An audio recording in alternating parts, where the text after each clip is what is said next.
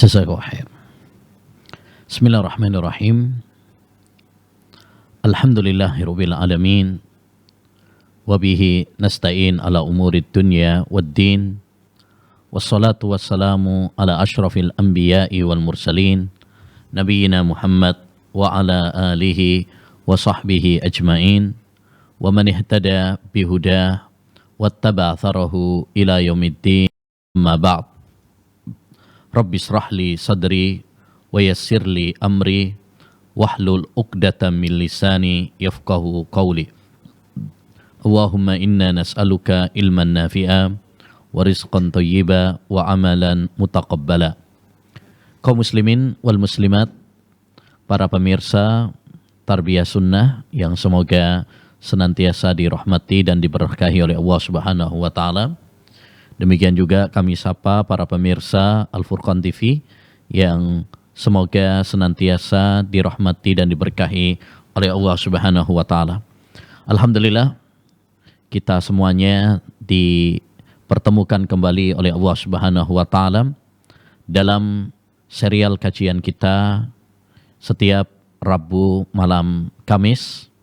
Insyaallah taala secara rutin kita akan aktifkan kembali, kita akan mulai kembali setelah liburan panjang bulan Ramadan. Ya, insyaallah taala setiap Rabu malam Kamis kita akan mengkaji pembahasan kitab Bughyatul Mutatawwi fi Shalatit Tatawwu, panduan salat sunnah, yang ditulis oleh Syekh Dr. Umar Bazmul hafizahullahu ta'ala wara'ah. Kaum muslimin wal muslimat yang semoga dirahmati oleh Allah Subhanahu wa ta'ala, sebelum kita memulai kajian ini, izinkan kami walaupun agak terlambat, kami mengucapkan taqabbalallahu minna wa minkum. Semoga Allah Subhanahu wa ta'ala menerima amal ibadah kami dan ibadah kalian semuanya di bulan Ramadan. Satu hal yang harus kita syukuri, kita masih diberi kesempatan oleh Allah bertemu Ramadan tahun ini, dan semoga Allah Subhanahu wa taala menerima amal-amal yang telah kita lakukan di bulan puasa yang lalu, baik itu puasa, baik itu sholat, baik itu sedekah, baik itu bacaan Al-Quran, dan amal-amal ibadah yang lain. Ibadah kita nggak banyak, ibadah kita sedikit, tapi mudah-mudahan yang sedikit ini diterima oleh Allah Subhanahu wa taala. Karena kita butuh secercah cahaya menuju surga Allah Subhanahu wa taala. Kita butuh mendapatkan limpahan rahmat Allah Subhanahu wa taala di hari yang tidak bermanfaat harta dan anak-anak kita, kecuali yang menghadap Allah Subhanahu wa taala dengan hati yang bersih. Kaum muslimin wal muslimat yang semoga senantiasa dirahmati dan diberkahi oleh Allah Subhanahu wa taala. Semoga setelah ibadah bulan Ramadan ini kita menjadi insan-insan yang semakin baik, semakin dekat dengan Allah Subhanahu wa taala, semakin bertakwa kepada Allah Subhanahu wa taala, banyak mengambil ibrah dan pelajaran dari madrasah Ramadan. Karena madrasah Ramadan banyak mengajarkan kepada kita banyak hal. Ramadan mengajarkan kita sabar. Ramadan mengajarkan kita syukur. Ramadan mengajarkan kepada kita empati dan peduli kepada sesama. Ramadan mengajarkan kepada kita semangat beramal saleh. Ramadan mengajarkan kepada kita berjuang melawan hawa nafsu. Ramadan mengajarkan kita untuk saling mencintai, menyayangi, ya, dan bersatu. Dan banyak pelajaran-pelajaran berharga lainnya. Ya, mudah-mudahan juga kita setelah Ramadan menjadi hamba-hamba yang istiqamah dalam ketaatan. Karena Ramadan, ya, bukan hanya finish terakhir ibadah kita. Finish akhir ibadah kita adalah tatkala kita sudah tidak bernafas lagi di dunia ini. Tatkala kita sudah tidak ada lagi di dunia ini. Wa'bud rabbaka hatta ya'tiyakal yakin. Beribadalah kepada Rabbmu sampai, ya, al-maut, keyakinan, yaitu kematian datang menjemputmu. Ya. Maka harapan kita, ya, semangat yang kita bawa di bulan Ramadan, spirit ya di bulan Ramadan, betul-betul terus kita jaga, kita kawal sampai Allah Subhanahu wa taala memanggil kita semuanya. Kaum muslimin wal muslimat yang semoga dirahmati oleh Allah Subhanahu wa taala. Kita diciptakan oleh Allah Subhanahu wa taala untuk beribadah. Dan ini harus menjadi visi dan misi kehidupan kita yang harus selalu kita tanamkan dalam diri kita. Yang harus ya untuk selalu kita ingatkan pada diri kita. Allah Subhanahu wa taala berfirman dalam Al-Qur'an dalam surat Adz-Dzariyat ayat 56, "Wa ma khalaqtul jinna wal insa illa liya'budun." Tidaklah saya ciptakan jin dan manusia kecuali agar mereka beribadah kepada saya.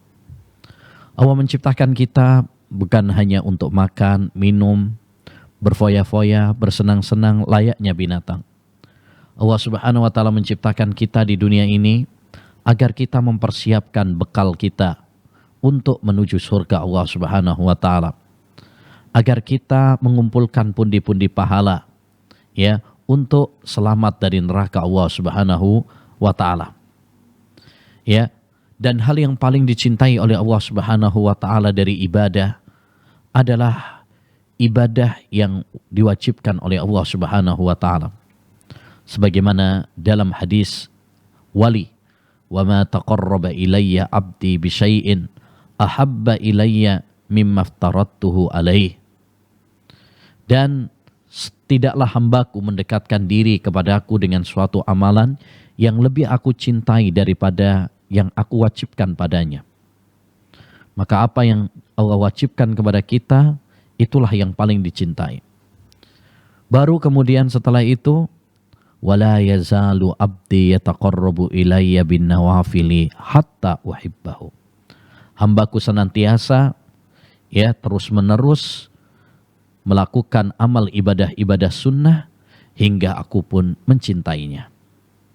Maka wali-wali Allah, kekasih-kekasih Allah Subhanahu wa taala, mereka adalah orang-orang yang bersemangat beribadah kepada Allah Subhanahu wa taala. Baik yang wajib dan ini yang harus menjadi prioritas utama, kemudian perkara-perkara sunnah. Dan ibadah dari sekian ibadah yang sangat dicintai oleh Allah adalah ibadah solat. Ya, ibadah solat. Banyak sekali ayat-ayat Al-Quran dan hadis Nabi Muhammad SAW yang menunjukkan kepada kita tentang betapa dahsyatnya ibadah solat ini. Allah Subhanahu wa taala sering menyebut kata solat dalam Al-Quran hingga 100 kali. Allah Subhanahu wa ta'ala ya memerintahkan kepada kita untuk solat. Wa aqimus sholah wa atuz zakah. Dirikan solat, tunaikan zakat. Ya, Allah Subhanahu wa ta'ala, Rasulullah SAW menjadikan ini sebagai pembeda antara muslim dan kafir. Al-ahdul ladzi bainana wa bainahumus sholah faman tarakaha faqad kafar.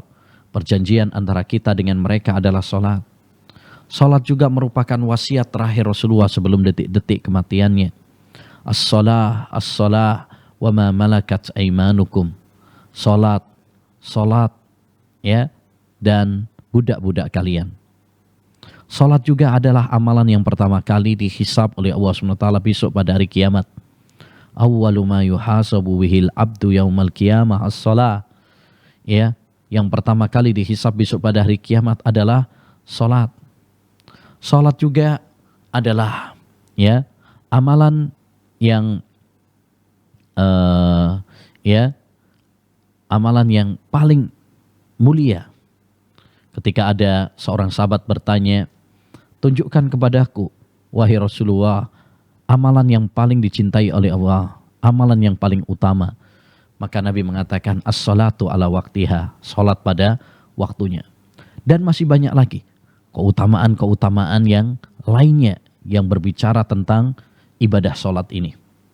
Maka seorang hamba hendaknya mencurahkan perhatiannya kepada masalah salat.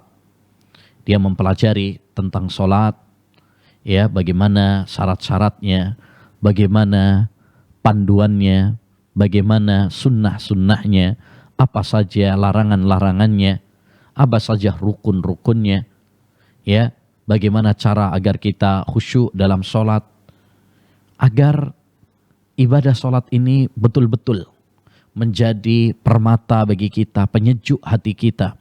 Waju'ilat qurratu aini fis shalah. Nabi bersabda, dan dijadikan penyejuk mataku di dalam sholat. Ya, kaum muslimin wal muslimat yang semoga dirahmati oleh Allah Subhanahu wa taala. Pada kesempatan yang berbarokah ini insyaallah taala kita akan membahas beberapa muqaddimah penting tentang sholat sunnah. Ya, tentang sholat sunnah. Ya, baru mulai pertemuan depan insyaallah taala kita akan bahas tentang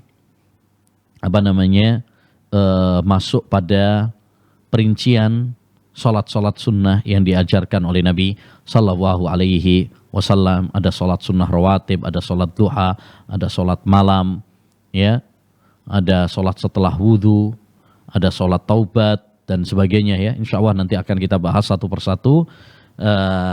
Tapi pada kesempatan yang berbarokah ini kita akan bahas muqaddimah terlebih dahulu, beberapa poin penting terkait tentang sholat sunnah.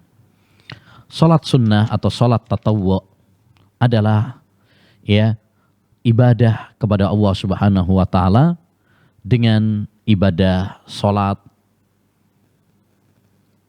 yang merupakan tambahan, ya, tambahan dari sholat-sholat yang wajib.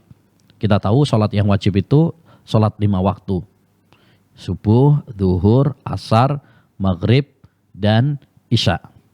Adapun, ya, selain daripada itu, dari sholat-sholat yang disyariatkan, maka ini namanya sholat tatawwu. Ya, sholat tatawwu. Sholat sunnah. Ya, sholat itu sendiri artinya adalah ibadah kepada Allah Subhanahu wa taala dengan, ya, ucapan dan perbuatan yang dicintai dan diridhoi oleh Allah Subhanahu wa taala, dimulai dengan takbiratul ihram dan diakhiri dengan salam. Ya, ini definisi sholat. Jadi, yang dimaksud dengan sholat sunnah adalah ibadah kepada Allah Subhanahu wa taala dengan melakukan ibadah sholat yang tidak diwajibkan oleh Allah, yang merupakan tambahan, ya, tambahan untuk melengkapi sholat 5 waktu tersebut. Dan sholat tatawwu, sholat sunnah ini ada 2 macam. Yang pertama adalah sholat mutlak. Sholat mutlak adalah sholat yang tidak dibatasi oleh syariat dengan batasan tertentu. Ya, misalkan sholat malam kita boleh berapa rakaat pun, atau sholat siang kita boleh. Untuk tatawwu sholat mutlak berapapun, ya, tidak ada batasannya. Ini namanya sholat mutlak, ya, sholat mutlak.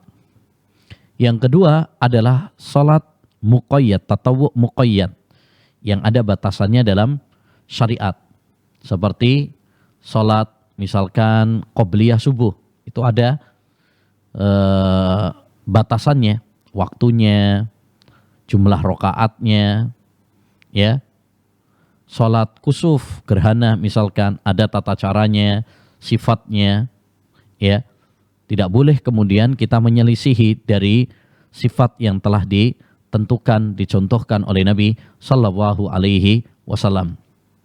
Jadi sholat tatawwu, sholat mutlak itu ada 2 macam.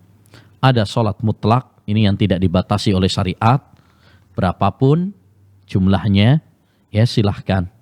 Yang penting kita tidak menjadikannya sebagai rutinitas tertentu, ya, membatasi tersendiri dengan hawa nafsu kita. Yang kedua adalah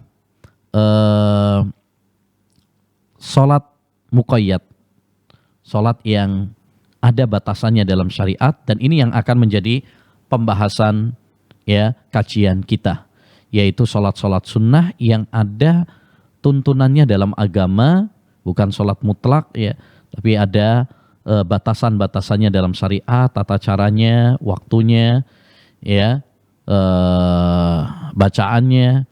Ini yang insya Allah Ta'ala akan kita bahas dalam kajian setiap Kamis ini. Dan sholat sunnah, ma'asyiral muslimin wal muslimat, memiliki keutamaan-keutamaan yang banyak sekali. Karena termasuk hikmah Allah Subhanahu wa Ta'ala menjadikan setiap ibadah itu ada yang wajib dan ada yang sunnah. Ya, puasa Ramadan misalkan itu wajib. Ada puasa 6 hari Syawal, ada puasa Arafah, puasa Asyura, ya. Ada juga ya salat, ada salat wajib, salat 5 waktu. Ada juga yang sunnah, salat rawatib, salat malam, salat duha, ya. Ya, Allah jadikan setiap ibadah itu ada yang wajib dan ada yang sunnah. Karena salat sunnah atau amalan-amalan sunnah ini ya banyak keutamaannya. Di antaranya adalah bisa menambal kekurangan-kekurangan yang ada pada salat wajib. Ya, disebutkan dalam sebuah hadis Abu Hurairah radhiyallahu an bahwasanya Nabi sallallahu alaihi wasallam bersabda, "Inna awwala ma yuhasabun nasu bihi yaumal qiyamati min a'malihim as-shalah." Sesungguhnya yang pertama kali dihisab kepada manusia besok pada hari kiamat adalah salat mereka. Jadi amalan yang pertama kali dihisab besok pada hari kiamat, kata Nabi SAW, adalah salat. Kalau ada yang mengatakan bagaimana dengan hadis awwalu ma yuqdha bainan nasi dima, ya, yang pertama kali besok dihisab oleh Allah adalah masalah pertumpahan darah, nyawa. Kita jawab yang ya tidak ada pertentangan antara dua hadis tersebut. Yang dimaksud yang pertama kali dihisab pada hari kiamat adalah salat. Ini amalan ibadah yang berkaitan antara seorang hamba dengan Allah Subhanahu wa taala. Adapun yang dimaksud dengan hadis yang pertama kali dihisab adalah masalah nyawa, ini yang berkaitan antara manusia dengan manusia. Ya, antara manusia dengan manusia. Jadi, amal yang pertama kali besok dihisab oleh Allah Subhanahu wa taala adalah salat. Qal yaqulu rabbuna jalla wa ala limalaikatihi wa huwa a'lam. Ya, Rabb kami Allah Subhanahu wa taala mengatakan kepada para malaikatnya, padahal Allah Subhanahu wa taala lebih tahu daripada malaikat. Kata Allah, unduru fi salati abdi atammaha am naqasaha. Wahai para malaikat, lihatlah pada salat hambaku. Apakah dia telah menyempurnakannya ataukah ada kekurangan pada salat wajibnya? Fa in kanat tamatan kutibat lahu tamah. Kalau memang sudah sempurna, ditulis sempurna. Wa in kana intaqasa minha syai'an. Kalau ada kekurangan pada salat wajibnya, dan betapa banyak kita ini salat wajibnya banyak kekurangannya, banyak bolong-bolongnya, ya, hilang kekhusyuannya. Bukankah sering kita ini salat, badan kita di masjid, tapi pikiran kita entah melayang kemana. Ini kekurangan yang paling besar dan paling sering. Ya. Kemudian kata Allah SWT, kalau memang ada kekurangan, qala unduru, lihatlah wahai para malaikatku, hal li abdi min tatawwu', apakah hambaku ini memiliki ya salat-salat sunnah. Fa in kana lahu tatawwu'un, kalau memang dia memiliki salat sunnah, qala atimmu li abdi faridatahu min tatawwu'ih. Sempurnakanlah untuk hambaku salat wajibnya, ditutup dengan salat sunnahnya. Jadi inilah hikmah dari adanya salat sunnah, bisa menutup, menambal kekurangan-kekurangan yang ada pada salat wajib. Summa tu'khadul a'malu ala dzakum. Kemudian amalan itulah yang akan dihisab oleh Allah Subhanahu wa taala. Ya, yaitu secara sempurna. Hadis ini diriwayatkan oleh Imam Ahmad dan Ashabus Sunan al-Arba'ah. Ya, yaitu Imam Abu Dawud, Imam Nasai, Imam Tirmidzi dan ya Imam Ibnu Majah. Baik. Kemudian hadis yang lain yang menunjukkan tentang keutamaan salat sunnah adalah hadis Rabi'ah al-Aslami, Rabi'ah bin Ka'ab al-Aslami, di mana beliau mengatakan, kuntu abitu ma'a Rasulillah sallallahu alaihi wasallam. Saya pernah bermalam bersama Rasulullah sallallahu alaihi wasallam, yakni menemani Nabi sallallahu alaihi wasallam di waktu malam. Fa ataituhu biwudu'ihi wa hajatihi. Lalu aku membawakan untuk Nabi sallallahu alaihi wasallam air wudunya dan kebutuhan-kebutuhan Nabi sallallahu alaihi wasallam. Ya. Faqala li, lalu sebagai ucapan terima kasih ya, karena Nabi sallallahu alaihi wasallam itu kalau ada orang yang berbuat baik kepadanya, maka beliau ingin membalas kebaikannya tersebut. Sal. Dia mengatakan kepada sahabat Rabi'ah, sal, mintalah. Kamu minta apa wis? Ya. Fakultu, nah, ini dijadikan kesempatan oleh Rabi'ah bin Ka'ab. As'aluka murafaqataka fil jannah.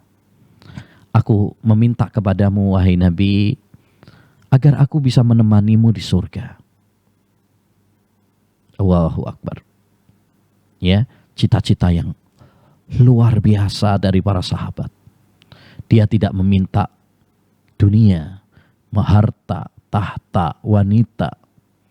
Yang dia minta adalah bisa menemani Nabi Shallallahu Alaihi Wasallam di surga. Ini cita-cita yang luar biasa dari para sahabat. Qala awahuira dzalik, adakah permintaan yang lain selain itu? Qultu huwa dzak, itu aja wahai Nabi, aku nggak minta yang lain. Lalu apa? Kata Nabi alaihi salatu wassalam setelah mendengarkan ya tadi, qala fa'inni ala nafsika bikasratis sujud. Kalau begitu bantulah aku untuk mewujudkan impianmu tersebut, cita-citamu tersebut, harapanmu tersebut dengan memperbanyak sujud. Memperbanyak sujud yakni memperbanyak salat. Yakni salat sunnah. Kalau salat wajib kan nggak bisa diperbanyak lagi ya. Memperbanyak puasa salat sunnah. Taib. Dalam riwayat yang lain ya, dari hadis Sauban, ini riwayat Muslim tadi ya, hadis Rabi'ah bin Ka'ab.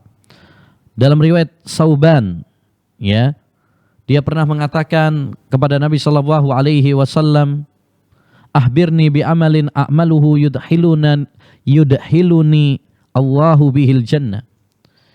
Wahai Nabi, kabarkan kepadaku tentang suatu amalan yang jika aku mengamalkannya, niscaya Allah Subhanahu wa taala akan memasukkan saya ke surga.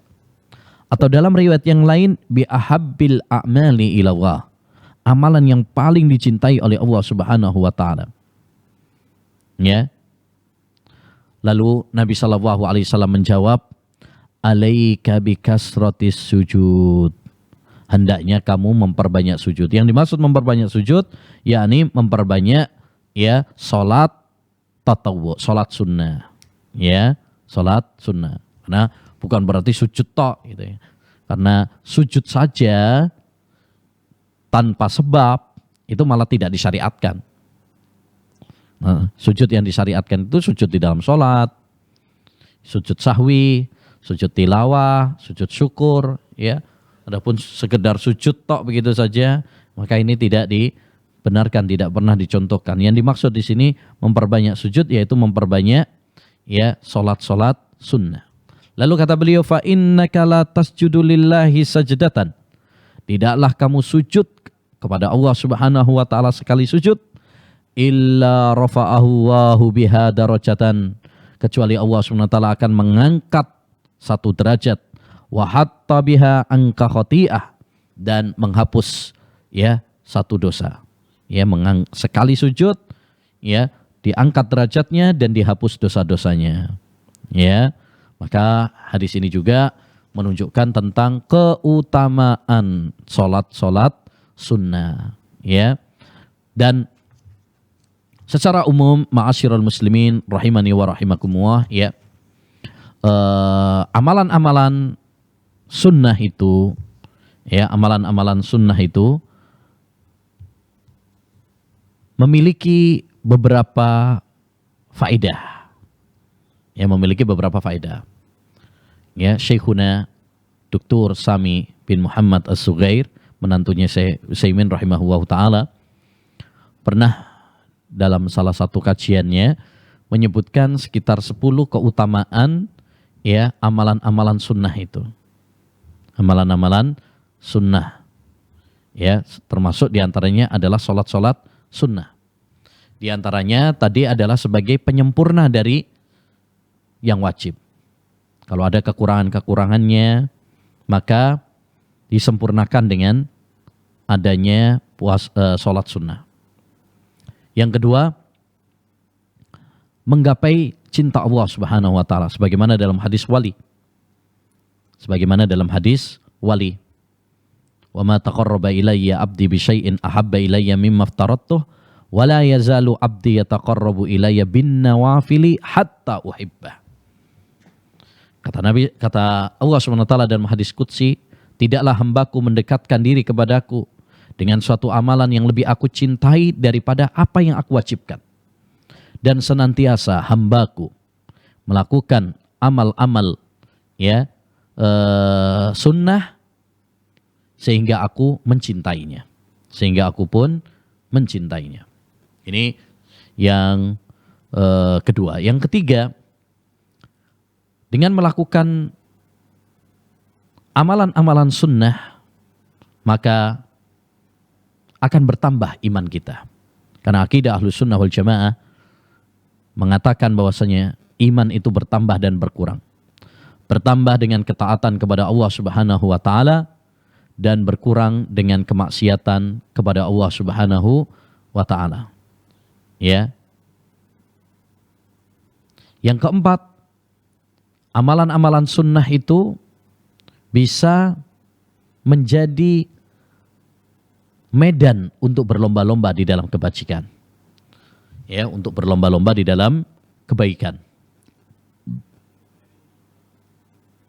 Karena perlombaan dalam kebaikan itu bukan dalam hal yang wajib. Kalau yang wajib ini memang sudah diwajibkan oleh Allah Subhanahu wa taala. Yang menjadi permasalahan adalah dalam perkara-perkara sunnah. Fastabiqul khairat itu dalam perkara-perkara sunnah. Kalau yang wajib memang semuanya diwajibkan. Ya, memang semuanya diwajibkan. Nah, yang menjadi pembeda bagi orang-orang yang beriman itu dalam perkara-perkara sunnah. Ya. Kemudian juga di antara faedah amalan-amalan sunnah juga adalah menutup pintu-pintu bid'ah. Menutup pintu. Kalau kita menyibukkan diri kita dengan perkara-perkara sunnah, maka kita tidak perlu lagi melakukan perbuatan-perbuatan bid'ah. Karena pada hakikatnya orang yang melakukan bid'ah itu, ya, justru sia-sia. Ya, nggak ada faedahnya. Capek. Ya, udah keluar uang banyak, waktu terbuang sia-sia, tapi nggak ada manfaatnya.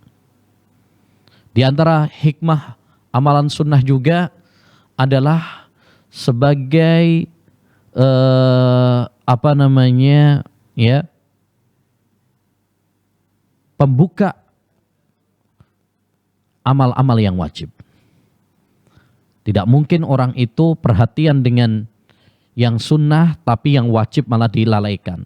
Ini tidak mungkin dilakukan oleh orang-orang yang beriman. Kalau ada yang melakukan, ini orang-orang yang tertipu. Orang-orang yang jahil, yang tidak mengerti. Adapun orang-orang yang mengerti, kalau dia sudah semangat sunnah, otomatis yang wajib dia lebih semangat. Karena yang wajib itu lebih utama daripada yang sunnah.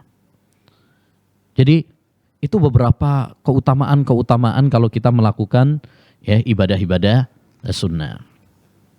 Dan perlu diketahui juga ma'asyiral muslimin rahimani wa rahimakumullah, bahwa salat sunnah yang lebih utama adalah di rumah. Secara umum yang lebih utama adalah di rumah. Sebagaimana kata Nabi sallallahu alaihi wasallam, afdhalus salati salatul mar'i fi baitihi illal maktubah. Sebaik-baik salat adalah salatnya seorang di rumahnya, kecuali salat wajib. Kalau salat wajib bagi laki-laki, yang paling utama adalah di masjid secara berjamaah, bukan di rumah. Ya. Tapi salat-salat sunnah yang lebih utama adalah di rumah. Supaya apa? Satu, supaya lebih ikhlas. Ya, lebih tersembunyi. Tidak kelihatan banyak orang. Karena amalan yang lebih tersembunyi, lebih jauh dari riya, lebih ikhlas, lebih bagus. Zubair bin Awam pernah mengatakan, "Man istata'a minkum an takuna lahu khabi'atun min amal falyaf'al." Siapa di antara kalian yang bisa memiliki amalan yang rahasia, lakukanlah. Yang kedua, agar bisa melatih dan mendidik keluarga. Bisa melatih istri, anak-anak, sehingga anak-anak itu bisa melihat. Anak-anak itu bisa melihat. Ya, bisa melihat betapa pentingnya pendidikan kepada mereka dengan ibadah kepada Allah Subhanahu wa taala. Ya, kita didik istri kita didik anak-anak kita untuk ibadah. Wa'mur ahlaka bis-sholati wastabir 'alaiha. Perintahkanlah keluargamu untuk salat dan sabarlah. Ya. Di antara hikmahnya juga adalah supaya rumah kita ini barokah, tenang, dirahmati oleh Allah Subhanahu wa taala. Karena salat rumah yang dipakai untuk salat, yang dipakai untuk baca Quran, yang dipakai untuk ibadah kepada Allah Subhanahu wa taala akan diberkahi. Ya, akan diberkahi, turun rahmat Allah kepadanya. Tapi kalau rumah tersebut tidak pernah dipakai untuk ibadah, ya, maka akan angker, ya, sepi, menyeramkan. Ya, kata Nabi SAW, la taj'alu buyutakum maqabir, fa inna syaitana yafirru minal baiti alladhi tuqra'u fihi suratul Baqarah. Janganlah kalian menjadikan rumah kalian itu seperti kuburan yang sepi, angker, nggak pernah dipakai untuk ibadah. Sesungguhnya setan lari dari rumah yang dibacakan di dalamnya surat Al-Baqarah. Jadi usahakan kita sholat-sholat sunnah itu ya lebih banyak di rumah. Ya, lebih banyak di rumah. Karena itu lebih utama. Sekalipun kalau seandainya ada seorang sholat sunnah di rumah, ya tidak mengapa. Kemudian juga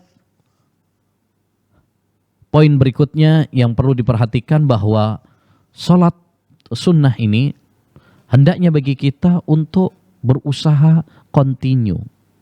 Sedikit tapi continue, terus menerus, jauh lebih baik daripada terputus. Nabi Shallallahu Alaihi Wasallam pernah mengatakan, ahabbul a'mali ilallah maduwima alaihi wa in qalla. Ya, sesungguhnya amalan yang paling dicintai oleh Allah Subhanahu wa taala itu adalah yang continue walaupun sedikit. Ya, walaupun sedikit.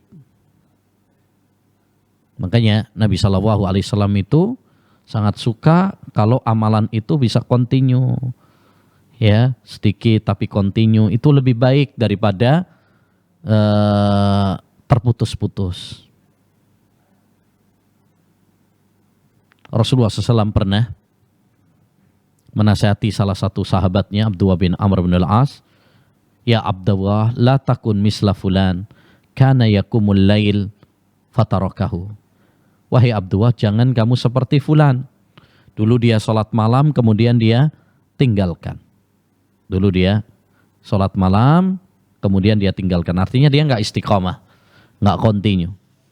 Jadi intinya hendaknya bagi kita untuk ya melaksanakan sholat sunnah ini ya continue, jangan musim-musiman.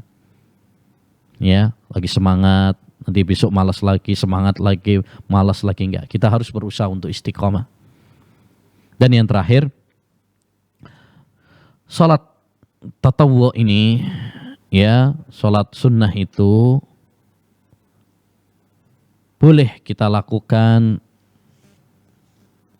walaupun di atas kendaraan. Boleh. Walaupun di atas kendaraan. Sebagaimana dalam hadis Ibnu Umar, kana Rasulullah sallam yusabbihu ala rahilah ghaira annahu la yusalli alaiha al-maktubah. Nabi SAW salat sunnah di atas kendaraan. Jadi walaupun kita di pesawat, walaupun kita di mobil, boleh salat sunnah. Ya, kecuali kalau salat wajib. Kalau salat wajib, jangan salat di atas kendaraan. Kecuali kalau memang terdesak, seperti kalau kita di atas pesawat atau kereta dan waktu tidak memungkinkan bagi kita untuk turun, nah, maka tidak mengapa. Tapi kalau kita bisa untuk turun, seperti misalkan pakai mobil pribadi, ya kita bisa turun terlebih dahulu, maka kalau sholat wajib harus turun.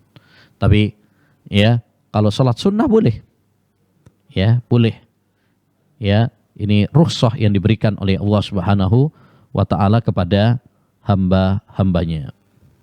Intinya, ma'asyiral muslimin wal muslimat rahimani wa rahimakumullah, ini beberapa permasalahan terkait tentang sholat sunnah. InsyaAllah ta'ala pada kesempatan berikutnya akan kita bahas tentang perincian sholat-sholat sunnah. Kita akan mulai dengan sholat sunnah rawatib. Ya, biidznillah jalla wa'ala. Demikian yang bisa kita bahas pada kesempatan yang berbarokah ini. Mudah-mudahan ini menjadi ilmu yang bermanfaat bagi kita semuanya, ya, dan mudah-mudahan kita bisa melaksanakannya, kita bisa istiqomah terus ibadah kepada Allah Subhanahu wa Ta'ala, baik yang wajib maupun yang sunnah, ya. Demikian, kurang lebihnya mohon maaf. Selanjutnya kami kembalikan kepada moderator.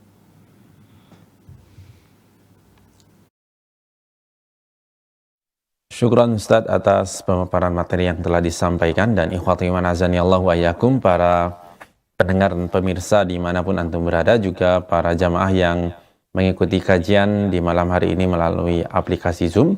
Bagi antum yang akan bertanya, silahkan bisa melalui line telepon langsung di nomor 0228686267, ataupun bisa mengirimkan pertanyaannya melalui pesan singkat ke nomor 0811-2271-476. Dan bagi antum para jamaah melalui aplikasi Zoom, bisa memberikan tanda kepada operator untuk bertanya langsung kepada Ustadz, ataupun bisa mengetik pertanyaannya di chat aplikasi Zoom. Insya Allah nanti kami akan membacakannya kepada Ustadz.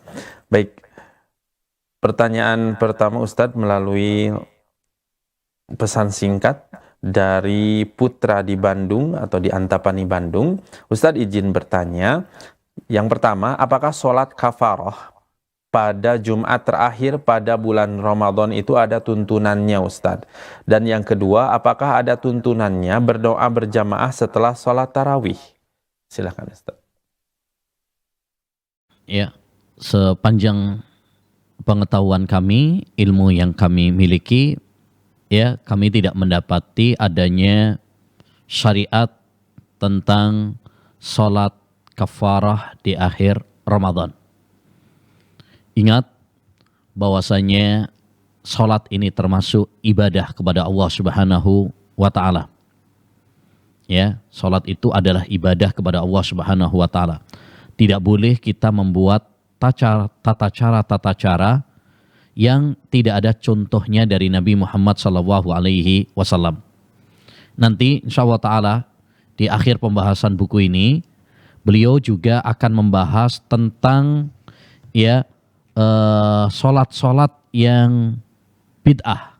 Nah, sholat-sholat yang bid'ah. Ya, ada misalkan sholat untuk doa menghafal Al-Quran. Ada sholat raghaib. Ada sholat nisfu Sa'ban. Ada sholat daf'ul bala. Sholat tolak bala. ada sholat ya hari-hari setiap pekan, maksudnya sholat khusus hari Sabtu. Itu ada orang-orang kadang bikin-bikin gitu ya. Sholat Asyura, sholat Mi'raj, ya. Nah, sholat-sholat seperti itu tidak ada tuntunannya dari Nabi Shallallahu Alaihi Wasallam, ya.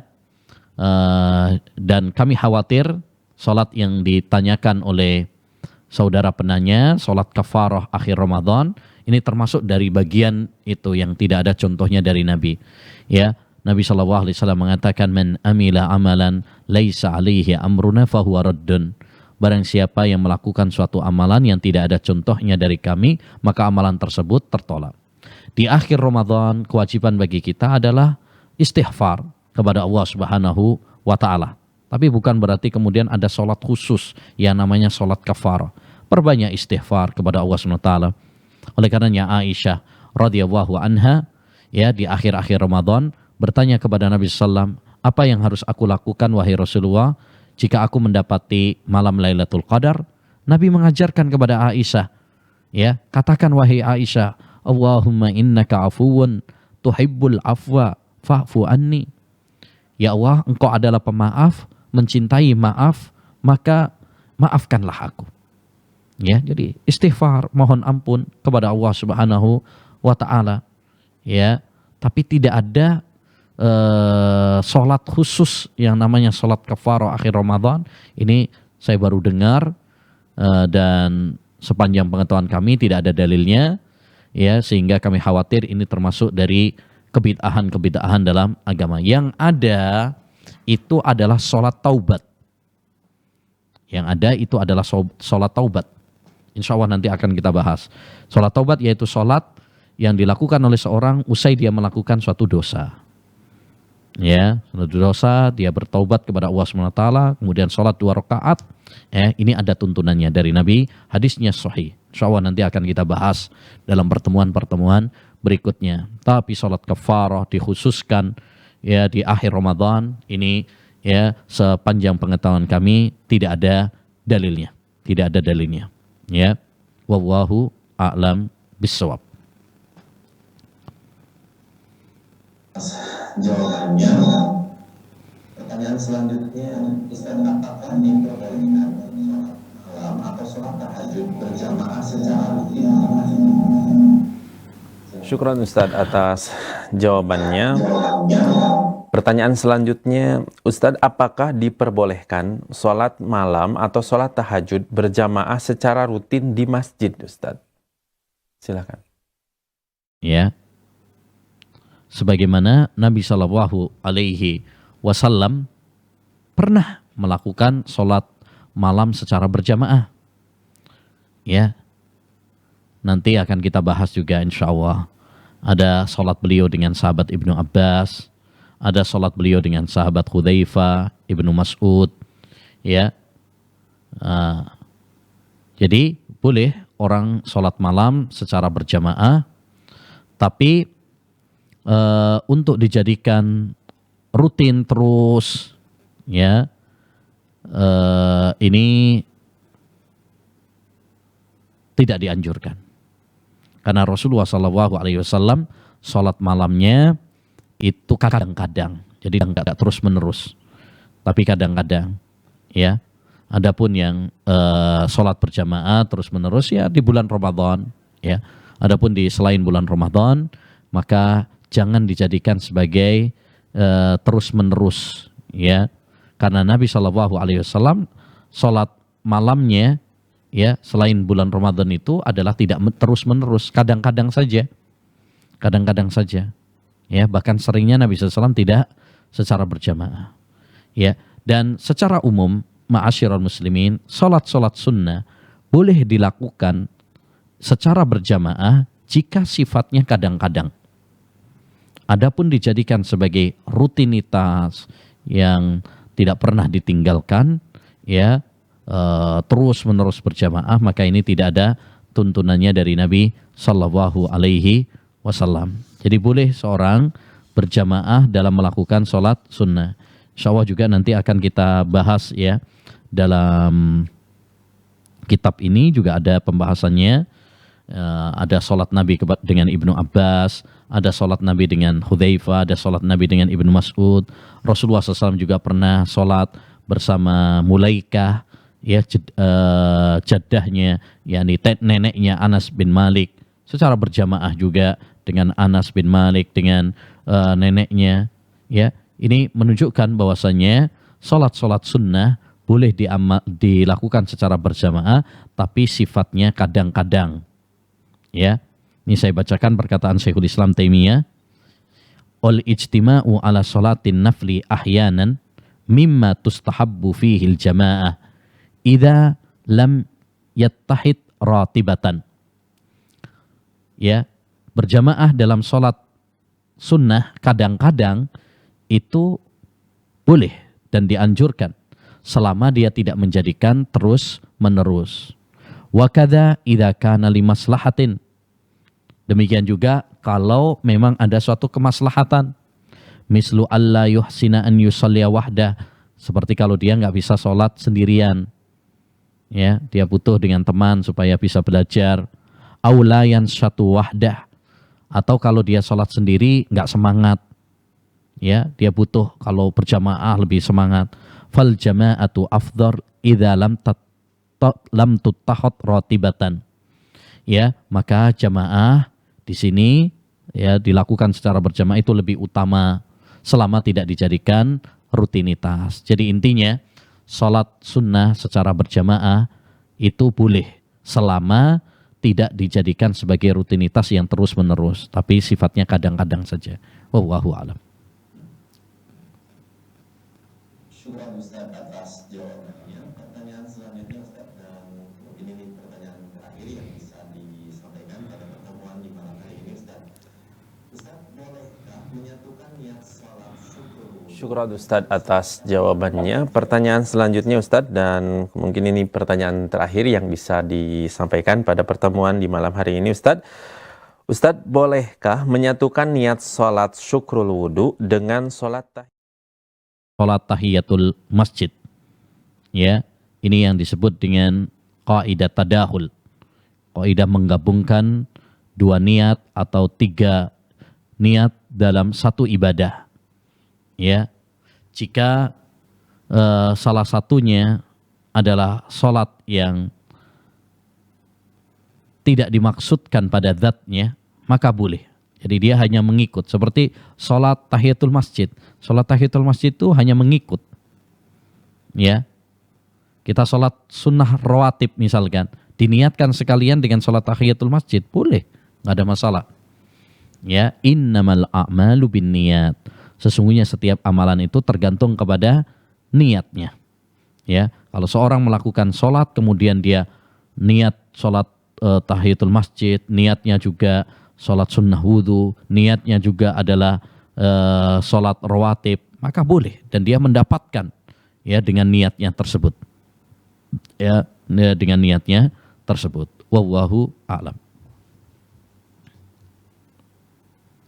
Syukur Ustaz atas jawabannya, dan kami ucapkan terima kasih syukur jazakallahu khairan atas ilmu yang disampaikan dan juga jawaban dari pertanyaan-pertanyaan yang telah diajukan. Semoga Allah Azza wa Jalla. Baik, syukran Ustaz atas jawabannya, dan kami ucapkan terima kasih syukran jazakallahu khairan atas ilmu yang disampaikan dan juga jawaban dari pertanyaan-pertanyaan yang telah diajukan. Semoga Allah Azza wa Jalla senantiasa menjaga Ustaz beserta keluarga, dan sampai bertemu kembali pada pertemuan kajian di Rabu selanjutnya Ustaz. Semoga Ustaz selalu sehat. Assalamualaikum warahmatullahi wabarakatuh.